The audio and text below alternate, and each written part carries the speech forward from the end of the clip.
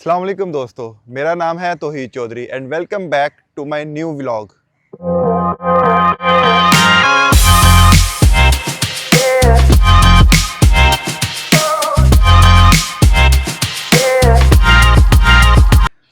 आज हमारा तकरीबन 4 से 5 महीने बाद दोबारा कमबैक हो रहा है यूट्यूब के ऊपर। पीछे काफ़ी लंबा गैप आया, उसके पीछे काफ़ी ज़्यादा रीज़न्स थी।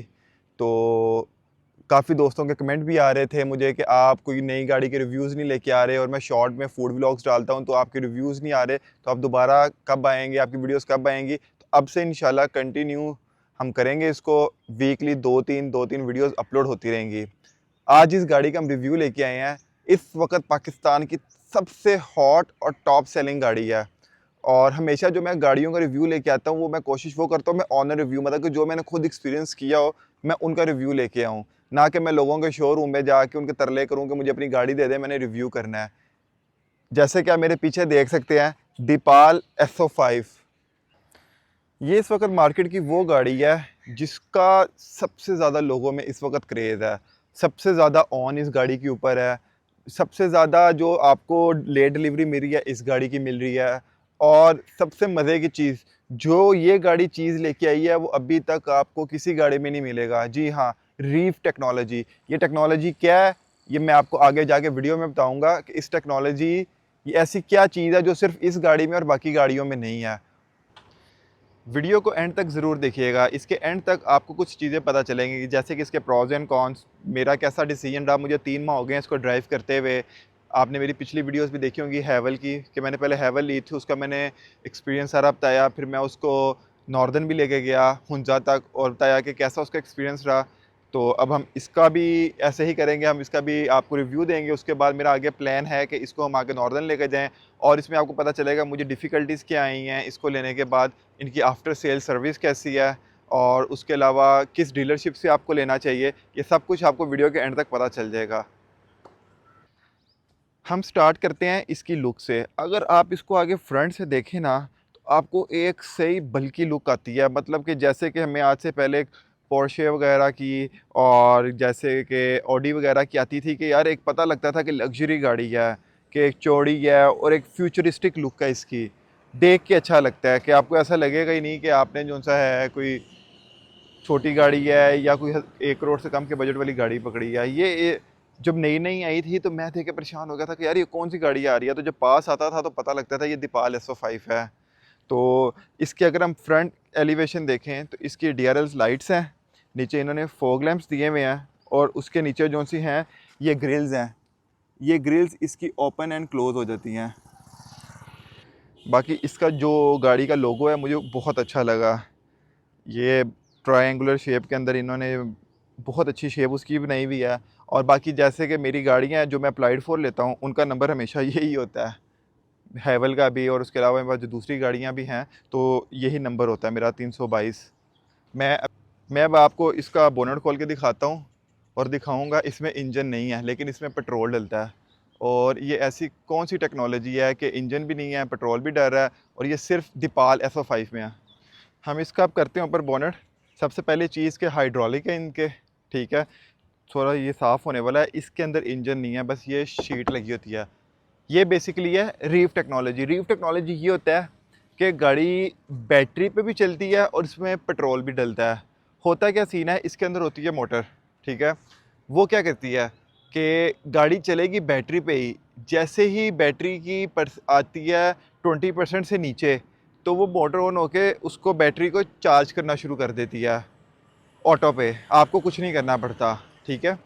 तो अगर आप लेट्स सपोज घर से बैटरी चार्ज करके निकले हैं और वो आ रही है, उसकी रेंज 203 204, तो जैसे ही वो 20% से नीचे होगी उसकी ये मोटर ऑन हो जाएगी और गाड़ी की बैटरी चार्ज होना शुरू हो जाएगी। ये रीफ टेक्नोलॉजी अभी दीपाल के अलावा मैंने किसी और गाड़ी में नहीं देखी। ये सिर्फ दीपाल में है, SO5 में, SO7 में भी नहीं। SO7 EV है, तो ये जो सी है REEV है, और इसकी प्राइस भी 1 करोड़ से कम है मार्केट में। मतलब कि आपको ये इसकी एक्स फैक्ट्री प्राइस है 99 लाख रुपए, तो वो आपको इस पे टैक्स भी कम है। मैंने इसका जो टैक्स पे किया है, सॉरी, आई गेस तो तकरीबन 32,000 या 35,000 रुपया पे किया गाड़ी का टैक्स। तो आप इसका जब लेते हैं तो इसके साथ आपको मिलता है तकरीबन 3 साढ़े 3 kVA का चार्जर देते हैं साथ, जो कि बहुत ही थका हुआ और घटिया नेक्स्ट लेवल की फजूल क्वालिटी का होता है। उस पर आपने चार्जिंग पे लगा दिया तो वो तकरीबन आपको लेगी कड़ी 20 से 22 घंटे एक फुल चार्ज होने में। लेकिन मैंने उसके बाद आफ्टर मार्केट जो सा है चार्जर इंस्टॉल करवाया, इनके पास 7 kVA का चार्जर नहीं होता। इनकी डीलरशिप से जब मैंने कहा कि मुझे 7 kVA का चार्जर दे दें, उन्होंने कहा आप ये कहीं और से ले लें। उन्होंने मुझे 2-3 नंबर दे दिए कि इनसे कांटेक्ट करें तो इनसे लगवा लें आप। खैर मैंने खुद ही चीज़ें वगैरह देखी ऑनलाइन, फिर मैंने एक कंपनी जो इंटरनेशनल कंपनी थी उससे बात की। वो उनका यहाँ पे अभी ऑफिस नहीं है, लेकिन उनकी काफ़ी ज़्यादा अच्छी क्वालिटी का वो चार्जर है। तो मैंने फिर 7 kVA का इसके लिए चार्जर इंस्टॉल करवाया। अब उस 7 kVA में मुझे ये फ़ायदा हुआ कि गाड़ी 6 से 7 घंटे में मैक्सिमम इतना लेती है और चार्ज हो जाती है फुल। और इसकी कॉस्ट मुझे, जो मैंने कॉस्ट कैलकुलेशन की, तो ये मुझे जो सा है बैटरी के ऊपर कॉस्ट कर रही थी तकरीबन 9 रुपये या 10 रुपये किलोमीटर, और पेट्रोल पे कॉस्ट कर रही है 25 से 30 रुपये के बीच में। अब हम इसके देखते हैं साइड प्रोफाइल्स को। सबसे पहले कि जैसे ही आप इसका, ये देखें मेरे पास रिमोट है, जैसे ही आप रिमोट लेके इसके पास आएंगे ये ऑटोमेटिकली अनलॉक हो जाएगी। ठीक है, बहुत ही क्यूट सा ये इन्होंने, ये मैंने कवर खैर लगाया हुआ है। रिमोट का कलर भी ऐसी है जैसा गाड़ी का सिल्वर कलर में है। ठीक है, और इसके हैंडल्स चेक करें। डोर इसका जो सा है साइड मिरर्स 2 कलर में, मतलब ब्लैक प्लस सिल्वर में। और जो इसकी रूफ़ है पैनोरामिक सन रूफ है, लेकिन ये कहते हैं मून व्यू जिसे कहते हैं, मून व्यू है। ये ओपन नहीं होती, लेकिन ग्लास ओपन नहीं होता, नीचे से कवर जो है वो ओपन हो जाता है। और सबसे प्यारी चीज़ दरवाजे की लगती है वो ये कि इसका फ्रेम नहीं है शीशे का, ये उसके बगैर है। और ये गाड़ी को सही स्पोर्टी और लग्जूरियस लुक देते हैं, देख के मज़ा आ जाता है। और अंदर आके दिखाएं, दरवाजे जो से हैं ये 2 टोन में है। इसको बेज कह दें, मरगंडी, जो आपने कहना है कहें, plus black, beige plus black. और इसकी फिनिशिंग बहुत अच्छी है। मुझे इसकी ओशान के मैंने रिव्यू किया था सेम ब्रांड की, लेकिन उसकी मुझे फिनिशिंग अच्छी नहीं लगी थी। इसकी फिनिशिंग बहुत आउट क्लास है। और अगर आप इसकी सीट्स में देखें, सीट्स में इसके अंदर इसकी एडजस्टमेंट्स वगैरह दी हुई हैं। ये इसका साइड प्रोफाइल है। एक साइड पे इन्होंने इसके ये दिया हुआ है चार्जिंग के लिए, और दूसरी साइड में आपको दिखाऊंगा उसमें दिया हुआ है पेट्रोल फुल करवाने के लिए। ठीक है,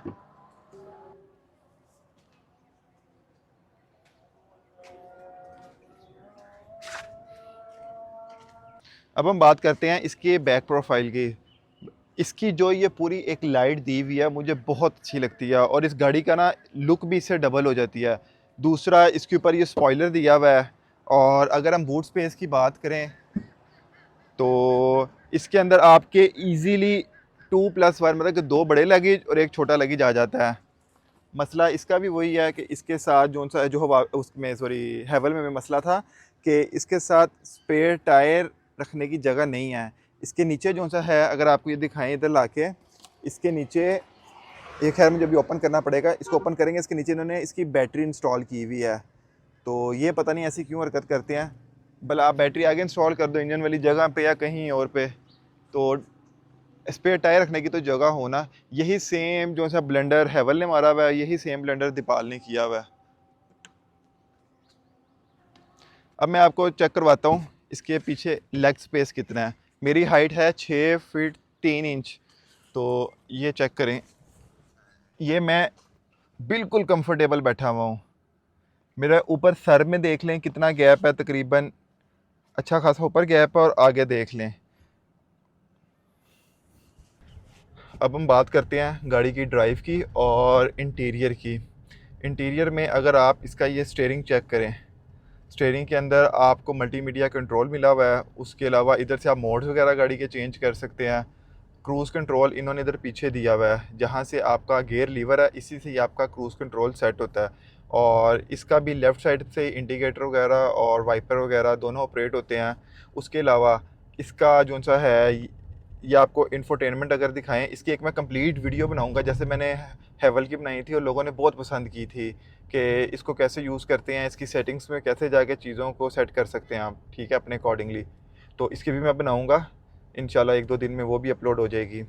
तो इसकी इंफोटेनमेंट का मज़े की सीन ये है कि आप इसको कहीं पे भी रोटेट कर सकते हैं। जैसे कि अभी ये मेरी तरफ है, मैं ड्राइविंग वाली साइड पे हूँ, तो मैंने अब इसको अगर सेंटर में करना है तो ये हो गई सेंटर में, और अगर मैंने इसको करना है नॉन पैसेंजर साइड वाली साइड पे, ये चेक करें। अब फिर मैं इसको जो सा है अपनी साइड पे कर लेता हूँ। और इसकी एक और बड़ी मज़े की चीज़ है, मैं आपको बताता हूँ। अगर मैं गाड़ी से उतर गया हूँ और पैसेंजर बैठा हुआ है तो ये खुद ही दूसरी साइड पे रोटेट हो जाती है। उसके अलावा इसके अंदर यहाँ पे इन्होंने वायरलेस चार्जर दिया हुआ है, और यहाँ पे आपका ये कि 2 ग्लास होल्डर्स हैं, और नीचे एक इन्होंने स्पेस दी हुई है, और ये आपका वो दिया हुआ है कंसोल कह लें या आर्मरेस्ट कह लें, इसके अंदर भी काफ़ी अच्छी स्पेस है। जो इसके अंदर एक फ्लॉ है इंटीरियर के अंदर वो ये है कि गाड़ी के अंदर डैशबोर्ड नहीं दिया हुआ। तो गाड़ी का जो एक फ्लॉ है वो ये है कि गाड़ी को इन्होंने डैशबोर्ड नहीं दिया हुआ। अगर वो दिखा सकें, डैशबोर्ड की जगह खाली है, वो होना चाहिए था। हर गाड़ी में होता है, और कुछ चीज़ें ऐसी होती हैं जो आपने डैशबोर्ड में कैरी करनी होती है, डॉक्यूमेंट्स वगैरह गाड़ी के, और तो वो होना चाहिए था, वो भी इन्होंने नहीं दिया हुआ। बाकी अंदर से गाड़ी स्पेशियस है। अगर आपको ये चेक करें, इस तरह इसका ये लाइट ऑन होती है, ये ऑफ होती है, और यहीं पे इसका डबल इंडिकेटर दिया हुआ है। और दूसरी चीज़ मैं आपको बताता हूँ, आपने गाड़ी का पीछे यहाँ से स्क्रीन से आपने गाड़ी के शीशे अप कर सकते हैं, इनकी पोजीशंस वगैरह जिस तरह आपने अपने अकॉर्डिंगली सेट करनी है। अगर ये दिखा सके, मैं इसको सेंटर में ही कर देता हूँ। ये देखें, यहाँ से आके आप अपने शीशों को सेट कर सकते हैं। ये सारी डिटेल वीडियो मैं एक बनाऊँगा, उसमें सारा आपको बताऊँगा, ठीक है। और अच्छा, गाड़ी का मुझे जो एक चीज़ नहीं अच्छी लगी थी, जब मैं 3 माह पहले, तकरीबन 2.5-3 माह पहले जब गाड़ी लेने गया डीलरशिप से, टाउनशिप में है, तो मैं उनका नाम नहीं बताऊंगा, मुझे उनकी सेल सर्विसेज बिल्कुल अच्छी नहीं लगी। वो ऐसे लग रहा था जैसे कि उन्होंने ना मुझे गाड़ी दे के बहुत बड़ा मेरे पे एहसान किया है। जगह का मैंने बता दिया, अब आप खुद ही समझें कौन सी डीलरशिप है दीपाल की। उनकी जो थी सेल्स की थी मैडम, मैंने उनको कहा भी कि कोई बंदा है जो गाड़ी के आगे बारे बताए, इसके क्या फ़ीचर्स हैं और क्या सीन सिनेरियो। कोई चक्कर नहीं, उधर बस एक ख़वातीन आई, उन्होंने साइन वगैरह किए, करवाए, रिमोट दिया, उन्होंने कहा वो दरवाज़ा गाड़ी निकालें और निकलें बाहर। मतलब कि इनडायरेक्ट उनका कहने का मतलब यही था। तो हमने उनको कहा भी कि कोई मैं गाड़ी का ब्लॉग बनाता हूँ तो मुझे बताएं, ताकि कि मैं आगे लोगों को बता सकूँ। उन्होंने कहा अच्छा, हम ना आपका वो की जो सा है ट्रांसफ़र या वो जितनी बड़ी चाबी वो आप सेरेमनी रखते हैं अभी, तो आप वो भी बीच में डाल लेना, तो वो बंदा आएगा वो आपको सारा गाइड भी कर देगा। मैंने कहा ठीक है। मैंने वहाँ पे 20 मिनट वेट किया, 15 से 20 मिनट वेट किया, कोई भी नहीं आया, वो मैडम भी नज़र नहीं आई। फिर उसके बाद चुप करके मैंने गाड़ी पकड़ी, मैं आ गया। तो ये इनकी आफ्टर सेल सर्विसेज है शोरूम वालों की। और अगर मैं आपको बताऊं कि अगर इसका कोई गाड़ी का मैकेनिकल काम या सच अभी तक मैंने कुछ भी नहीं करवाया, क्योंकि इसके अंदर मोबिल वगैरह तो चेंज नहीं होता। हाँ, इसकी मोटर का कॉइल चेंज होता है, लेकिन वो भी ज़रूरत नहीं है चेंज करवाने की। तो ये अच्छी चीज़ है कि आपकी जो एक टिकट की लगी होती थी 5,000 बाद, 10,000 किलोमीटर बाद मैंने ऑयल चेंज कराना, फ़िल्टर चेंज कराना, उस सब से आपकी जान छूट गई। चलो, मैं गाड़ी के अब आपको बताता हूँ प्रोज एंड कॉन्स। प्रोज से पहले स्टार्ट करते हैं। इस गाड़ी जो सी है ड्यूअल है, मतलब कि ईवी प्लस पेट्रोल है। मुझे ईवी से इस चीज़ पे चिढ़ चढ़ती थी, एक तो इनकी रेंज कम होती थी, दूसरा लॉन्ग पे अगर आप इस्लामाबाद तक भी जा रहे हो लाहौर से, जो तकरीबन 400 किलोमीटर बनता है, तो आपको रास्ते में उसको चार्ज करना ही पड़ता था। इसको अगर आप चार्ज करके जाते हो 200 किलोमीटर तक तो ईवी चल जाएगी, या 150 तक भी चलती है, उसके बाद पेट्रोल खुद ही बैटरी को चार्ज कर देगा। तो इस चीज़ के लिए मुझे बहुत सूट किया गाड़ी, विद इन सिटी भी और लॉन्ग रूट के लिए भी। दूसरा जो इसका मुझे एक अच्छी चीज़ लगी कि इसका जो अंदर फीचर्स हैं वो आपको लगता ही नहीं है कि आप जो सा है ना कोई बहुत ही कोई ऑर्डिनरी सी या फिर कोई ऑडी से नीचे वाली गाड़ी में बैठे हुए हैं। आपको ऐसे लगेगा आप किसी बहुत लग्जरी गाड़ी में बैठे हैं। और कुछ ऐसे फीचर्स हैं जो मेरा नहीं ख्याल कि कुछ लग्जरी गाड़ियों में भी होंगे, जो अब दीपाल ने इसके अंदर दिए हैं। और इसके प्रॉस मुझे ये लगा, इसकी जो प्राइस रेंज है यार, प्राइस रेंज 1 करोड़ में या 1 करोड़ 5-10 लाख के अंदर भी अगर आपको लग रहे हैं इसके ऊपर, इसके सारा लेने के बाद भी, तो मेरा नहीं ख्याल इस रेंज के अंदर इतने फीचर्स के साथ, इस शेप के साथ आपको कोई अच्छी ऑप्शन पाकिस्तान में मिलेगी। अगर जो लोग मुझे नीचे आके आप कमेंट करेंगे कि जैको J5 ले लें, या वो अलग कैटेगरी है, वो लोग जाएं जिनका बजट तक 8 मिलियन से कम है। हाँ, 8 मिलियन से कम की कैटेगरी वाले जो लोग हैं उनका वो कंपटीशन है। तो वो लोग जाएं जाके, जो HRV वाली मार्केट है और वीज़ल की और करोला क्रॉस की मार्केट वो लोग जो सा है जाके उनके साथ कॉम्पीट करें, इसका कंपटीशन उनके साथ नहीं है। तो ये है कि प्राइस भी इसकी बहुत अच्छी है। अब बात करते हैं इसके कॉन्स की, जो मैंने फ़ील किया है। पहला तो इस गाड़ी में डैशबोर्ड नहीं है, जैसे मैंने पहले बताया। दूसरा जो हैवल में मसला था वो भी सेम इसी में मसला है कि इसके पीछे बूट स्पेस में स्पेयर टायर रखने की जगह नहीं है। वहाँ इन्होंने बैटरी इंस्टॉल की हुई है, तो अगर आप कहीं लॉन्ग ट्रैवल कर रहे हो और आपने स्पेयर टायर लेके जाना है तो उसके साथ फिर आपका एक आधा लगेज ही आएगा। तीसरा, अल्लाह ना करे आपकी गाड़ी लग जाती है या कोई पार्ट चेंज होने वाला होता है या कुछ भी आपने मेंटेनेंस करवानी होती है, वो आपको बहुत कॉस्ट करेगी पार्ट्स वाइज, क्योंकि ये बिल्कुल न्यू गाड़ियाँ आ रही हैं। इनकी यहाँ पे अभी पार्ट्स भी आपके चाइना से ही आएंगे, तो आपको कोई इशू होता है तो मुझे हुआ है इस गाड़ी में एक छोटा सा इशू, वो मैं अभी डिस्क्लोज़ नहीं करूँगा। तो मुझे वो चाइना से पार्ट मंगवाना पड़ रहा है और उसके लिए मुझे तकरीबन 1.5 से 2 महीने वेट करना पड़ेगा। तो ये आपको इशू आएगा। अगर आपने लेके आप कहते हैं कि मैं इंस्टेंटली लूँ और मुझे अगले 3 साल बाद 4 साल बाद गाड़ी की क्या मार्केट होगी, वो अभी अगले 6 माह तक कुछ नहीं जज किया जा सकता, क्योंकि जिस तरह गाड़ियाँ आ रही हैं, गाड़ियों के रेट्स अप डाउन हो रहे हैं। तो हैवल की मार्केट फिर भी आप प्रिडिक्ट कर सकते हैं, क्योंकि उस गाड़ी को 5 साल हो गए, उस ब्रांड को यहाँ पे काम करते हैं 5 साल से ज़्यादा हो गए हैं। लेकिन अभी दीपाल को मैक्सिमम साल भी नहीं हुआ गाड़ियाँ डिलीवर करते हुए। तो ये एक बड़ा कंफ्यूजिंग सा क्वेश्चन है कि इसकी आगे 4 साल बाद या 5 साल बाद मार्केट क्या होगी। तो ये एक इसका कौन है। तो दोस्तों, ये था हमारा दीपाल SO5 का इंटरनल और एक्सटर्नल का कंप्लीट रिव्यू। अब अगले हफ्ते या उससे अगले हफ्ते मैं प्लान कर रहा हूँ कि हम इसको लेके जाएं लॉन्ग पे। तो हम इसका लॉन्ग का भी रिव्यू करेंगे, क्योंकि अभी तक मैं इसे लाहौर से बाहर नहीं लेके गया पिछले 3 माह में। तो अब हमारा प्लान है कि इसको मैं लेके जाऊँगा नॉर्दर्न, वहाँ जाके इसकी पावर चेक करेंगे फ्यूल कितना लगता है, गाड़ी कैसा परफॉर्म करती है। और भाई का 4 से 5 महीने बाद कमबैक हो रहा है यूट्यूब पे। चैनल को सब्सक्राइब कर दें, वीडियो को लाइक कर दें। और आपका कोई क्वेश्चन है या कुछ पूछना चाह रहे हो तो नीचे इंस्टाग्राम का लिंक है, आप वहाँ के भी पूछ सकते हो या कमेंट कर सकते हो। आपसे मुलाकात होगी इंशाल्लाह नेक्स्ट वीडियो में। अपना ख्याल रखें। अल्लाह हाफ़िज़।